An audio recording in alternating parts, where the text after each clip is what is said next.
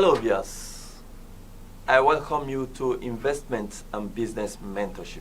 My name is Pastor Daniel Onwe. I welcome you to the studios of Reliability TV.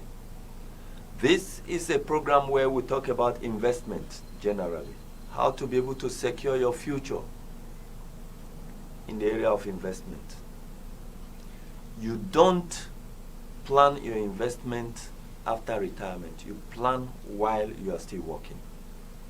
I have a special guest in the studio, Apostle Stephen Andrews. You're welcome, sir. My pleasure. You are a regular person here, and I am a regular anchor. Yeah. Oh, Yes, you are so excited already. Yes, compliment of the season, sir. All right. Investment is very, very important. All right, we talked about generally investment in the general note, and then we also we narrowed it down to investment in the Nigeria Stock Exchange or Nigeria Stock Market. And then we talked about a lot already the last time we met here. Yes, I am sure you have a lot of questions so that our audience can be able to follow us as you ask your questions and I answer. I think the last time you dealt with some issues on that, but I would like us to do a recap. Okay. And I want to ask a twin question. Okay. What is stock and what is stock market? Oh, stock and stock market. All right. Stock. Another name for stock is shares. Okay. Yes. Companies sell shares to public. When a company is doing well and it needs expansion, it goes public. The company goes public. As it goes public, invite the public to invest in the company. So people will apply to be part of the system that is the company. Okay. Yes. So when you apply to be part of the company, what they sell to you is shares, which is also called stocks. All right. Okay. Yes. So is there a particular time, or at any time I can get these shares? Yes. Like I said, well, there are two types of market. There is primary market, a secondary market. Okay, so what's the difference? Okay. You ask a question, you say, is there a particular time you can then or at any time, or at any time you can get stocks to buy or shares to buy? Yeah. In the primary market, it is when the company comes public and it wants to raise funds that you can be able to buy. You subscribe, we call it subscription. Okay. Subscribe to buy. Okay. So in the primary market, you only buy shares when the company is ready to sell. Then they will come public. You can apply to buy, subscribe to buy. But in the secondary market, there are always stocks. That is already people who have bought stocks can sell it. That is, you already have stocks, you already have shares in companies. There's an existing market that is called the stock market, where you can buy from there anytime, any day. Okay.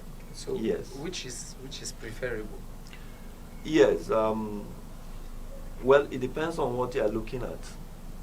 For me, I prefer the secondary market, because in the secondary market you don't have to go through the process of having your certificates, because in the primary market, when you subscribe for shares, they will need to process your subscription and then issue you with a certificate, and that takes time. Okay. Yes, it takes time. So now, but in the secondary market, you don't need the certificate. All right. So you can buy today, and if the price goes up tomorrow, you can sell and make your money. Wow. while the difference now is that the other one, you have to wait for the certificate to come out before you can be able to process the certificate and put in your CSCS. I hope you are conversant with this. Yes. Yeah, you made CSCS, mention Central of it, Securities Clearance System. So you have to process the certificate and put into CSCS before you can be able to sell. So that means that if you buy from primary market and the price suddenly goes up, that the price of the stock that you bought suddenly goes up, you cannot be able to sell until you have processed the certificate into CSCS. But in the secondary market, you can buy today and sell tomorrow once the price goes up. I hope you understand it. Yes, but for a layman or for a novice like me in that aspect, yes, I'm beginning to feel like the primary market is more safer, but I'm still looking at it that it's a risk. How will I know if a company is doing well that they are not about to go bankrupt? That's why they want to sell shares, and after I put in my money and get the shares, the company closed. That's a very good because question. You said they open it when they need funds. Yes. So am I sure that they are not trying to get those funds and then they go? That's a very very good question, and so technical. Now, you see, that's the reason why you don't just look at. You look at a lot of things before you invest in a company. You look at a lot of things, the fundamentals that you look at. Things like the management structure, who owns the company. It's very, very important for you to know that. How long has the company been in existence? It's very important. How long has the company been paying dividends? They pay dividends, yes, on yearly basis. Sometimes they pay twice, interim dividends and final dividends. Yes. So when you go through their records and you see that a company has been paying dividends, that shows that the company has roots. Because you can't just come into the market. Very firm roots. Yes, firm roots. Can't just come into the market and start paying dividends. By the way, you pay dividends when you make profits. Okay. Do you understand? So if a company has the capacity to pay dividends for not just 2 years, 3 years, not 4 years, not 5 years, but maybe like 10 years, you should know that that company is doing well. Yeah. All right? Then you also look at, like I said, management structure. Yeah, who are the owners of the company? Very, very important. Some of these companies that you see existing, there might be people that you are suspecting that they have stolen from your country. So you need to know them. Will they run with your money? When you know them, you will now know who owns the company. If you go ask questions, you will know. Ask questions. All right? If you even don't want to go to the company to ask, you can go to SEC, Securities and Exchange Commission. You ask questions that will give you details about the company. You can browse about the company. You can Google about them. You can go to the office and all of that. So you need to know those details before you can be able to invest, or before you should invest in any company. So those details will give you information about them. Okay. Yes. So now you're saying which one is reliable, or which is the best? The secondary or the primary? I think I'm in between. I don't know. Okay, before I answer that your question, I don't know if our producer, we were supposed to have someone calling in to the program. I'll come back to you, sir. Oh. Someone calling into the program. Is there anybody there? All right. Hello. Hello, sir. Yes. My name Bright Ellis. You're Bright? Okay, Bright is calling from where? Calling from Masaka, Nasarawa State, sir. Okay, calling from Masaka. All right. May we hear your question? Okay, sir. So I have about 4 questions here, which is, how do I invest? That's number 1 question. How do you invest? Okay. Yes, sir. So for number 2 question, how much do I need to invest? Okay. Number 3 question is, what do I invest in? Okay. And number 4 is, between short and long-term investment, which one is advisable to go into? Okay. I hope I will remember the questions. He said, number 1, how does he invest? That's what he said. Invest? Okay. How much do I invest? All right.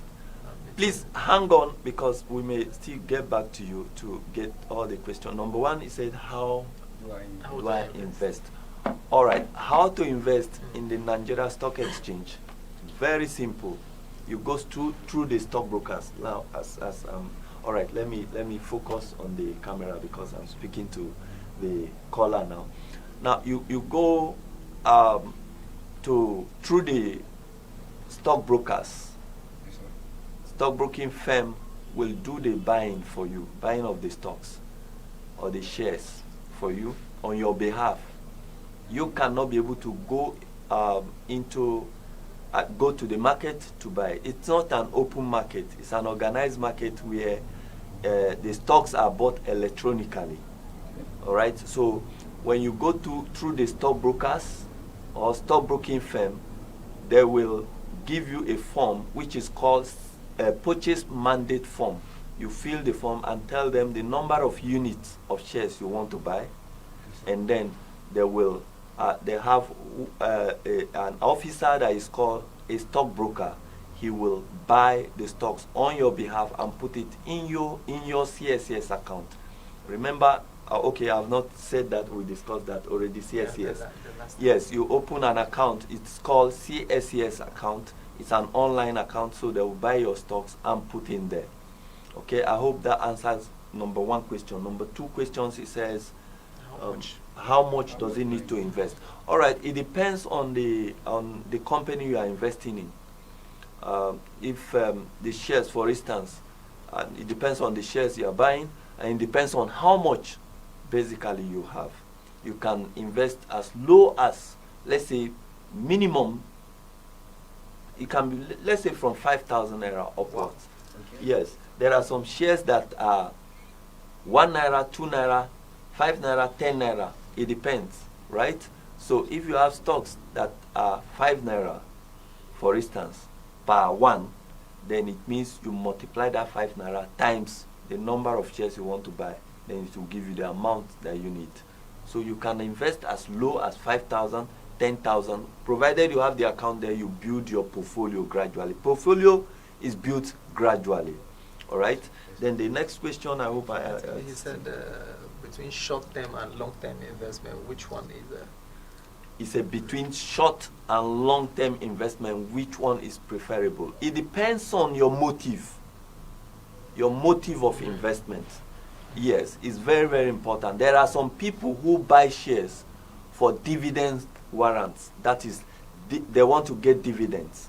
Now, there is a traditional period when dividends are paid. In Nigeria, dividends are paid between March, April, May. Companies pay dividends between March, April, May. They pay dividends. So there are some people who do short-term investment targeting those dividends. So in that case, in December like this, you have to buy. As you buy, by the time they are declaring dividends, you take your dividends and then you sell the stock back. You have made your profit. All right? Yes, sir. But some people will do long-term investment and they are expecting capital gain. Capital gain comes from when you make profit in capital. That is in money terms now. That is, you bought stocks for 10 naira and then it grows to 15 naira. When you sell it, definitely you would have made 5 naira, yes, gain. But remember, you are going to pay some cost. That is a processing cost and all of that, which is normally not much. So some people buy for investment dividends, dividend gains. Some buy for capital gain, while some will do investment for long-term investment. So it depends on your motive. You may have money that you want to just put in and then get some dividends and then withdraw the money, capital, and take back your capital. Sometimes you may put in money and say, okay, I have some money, I'm not going to use it for anything for a year, two. You can put long-term there. All right, so it depends on your motive. So is it possible now, okay, even if it's short-term investment, is it possible one gets capital gain and then dividend? Thank you very much. That's a very good question. So you are so intelligent in your question. Yeah, it's very, very possible for you to get both capital gain and dividend gain if you are wise. You know, there is wisdom. Yes, there is wisdom. Yeah, there is a condition. Okay. If you are wise, there are some people that will be greedy. If you work with greed, you might lose the two. Wow. Yes, you need to be very calculative, because you cannot eat your cake and have it. Remember, the stock market also is run by people. All right. So you most times people would just go for one, but if you calculate well, if you are a guru, like we say in Nigeria, you can go for the two. If you calculate very well, you can go for the two. Someone can buy stocks in December and then get dividends in March ending, for instance, and then let's say March 28th, they pay dividends, he get the dividends. If he's sharp enough, March 29th, he can still sell and still make some gain, capital gain. Do you understand now? Yes. But if you delay a bit, because they mark down, when they are giving you, they are paying you dividends, they remove what they have paid you from the stocks. Okay. From your what. I hope you understand. Yes, so they remove what they have paid you from it, so the value drops. But sometimes after the dividends, you see that some people come in again, those who want to invest for long term. As you know, those who want to buy are coming in, there will be demand. As demand is rising, I mean, the price will go up also. Then that means that you made gain of dividend. You can also sell to get capital gain as well. Sometimes it may not be immediately after taking dividends. You allow it for weeks, you allow it for months, and then it goes up again. You sell and get the same year you got dividends and also got only capital for the gain. wise. Yes, I think there was a last question they asked. I can't remember that again. Okay. Yes. The last question was, what do I invest in? Okay. All right. Thanks. You are still there. So what does he invest in? It also depends as well. It depends as well. In the Nigeria stock market, you have different sectors, right? You have different sectors. You have oil sector, you have banking sector, you have building materials, you have different sectors. It depends on which area your interest lies. Yes, All right, so you can go for banking, you can go for building materials, you can go for consumption, you can go for oil companies. It depends on which. So some of the clients that I counsel to invest, I tell them to go for oil companies, go for banking, and all of that. So it depends on your choice, and also the fundamentals that you look at also that I talked about. I hope I've answered all your questions. Very well, sir. All right. Thank you, sir. Thank you very much for joining us, Bright. Yes, sir. Do have a great day. Bye, sir. All right. Yes. Yes. You said something that caught my attention. Mm. So I thought, for myself and for the benefit of other people watching, like the last person who joined us, Yes. Mr. Bright. Mm. So the shares now, you made mention that you can't get it online. It's not what you can get anyhow in an open market. But That you need to go through a broker. yes. So now I want you to let us know or understand more. Who is a broker? And number two, now I thought it's what we can just go online to any mobile app or to the company's app and then get shares. So, but from your explanation, it's not done like that. I want you to throw more No, light. it's not done like that. The Nigeria stock market is an organized market. All right, so where professionals are the ones that handle the transactions on behalf of the clients. Professionals, yes, you are You trained. can't do it on your own. No, you don't do it on your own. No It's an mobile organized- app. No. You can if you go through the stockbroking firm. There are stockbroking firms that will give you access to trade through their own platform. Okay. Yes, they give you access once you have registered under them. as a client under them. They now know you. They have profiled you. They have known you. You must have submitted your documents and all of that. You are now their clients. So they give you access into their platform. You can be able to trade from your comfort zone. Okay. Yes, that is very possible. But if it is a stockbroking firm that does not have that platform, you have to go through their office. If the office is somewhere else, where not close to you, you can send them emails, send them messages, depending on the platform they are using, giving them mandate, like I told you before. Mandate is just a letter giving them, so you buy this number of stocks for me, and then they will buy for you. But once you have become their clients, and then they have the platform, which most of them have now, they can give you access. They give you login detail, which you log in, and then you can buy by yourself. But the danger about that is that I've made that mistake before, is that you may want to buy 1,000 units of shares, and then you go and put 10,000 units. Do you understand? Okay. If you are not careful. You understand what I'm saying? Yes. So, there is a place you put unit, there's a place you put the amount. So if you make mistake and you put, maybe you have 10,000 naira and you want to buy 1,000 units, you may go and put 10,000 units instead of putting. Do you understand what I'm saying? So it's going to throw your account into balance, into negative balance. I hope you understand what I'm saying. So it can be errors like that. So if you can avoid such errors, you can trade by yourself. They'll give you that platform. So otherwise, you have to go through stockbroking firm.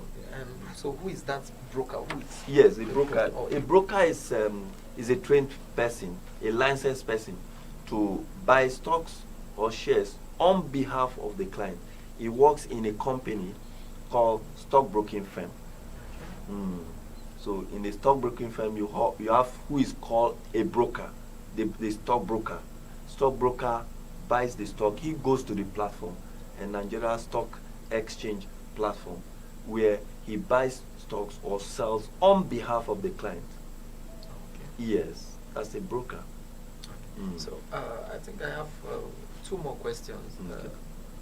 For the benefit of those people who have relatives who have invested before and they are deceased, so how can one be able to recover shares like that from a deceased person or relative? Wow, that's a very deep question. I don't think we can be able to finish it today, but let me just touch it a bit, right? That's called an estate account. Estate account. Yes, it's called estate account. Once someone is no longer living, what you do is the portfolio that the person has will be translated into an estate account. Okay. Yes, an estate account is the combination or collection of portfolios into a particular portfolio, particular investment portfolio, right? Different portfolio, you bring it under one. It's called an estate account. So an estate account is for a deceased person, somebody who is no longer living. So now, how you recover it is the explanation is long. So you have to go through a court of competent jurisdiction to get what is called letter of administration. Okay. Yes, the next of kin will go through the court will issue what is called letter of administration. Inside that letter of administration, those shares or investment that he has are going to be mentioned. They are going to be listed there. He has shares in this, he has investment in this. You can even put landed properties inside that letter of administration. Okay. Yes. So that letter of administration is what you now take to the stockbroking firm. And the stockbroking firm will now process the shares for you. We are going to talk more about it because that's a very deep. We need more explanation to be able to understand that. So a lot of people have issues recovering shares of deceased people, and I want you viewers to just stick with us We'll be right back. We'll come back this week again. Probably tomorrow. We'll do it tomorrow. All right. Certainly.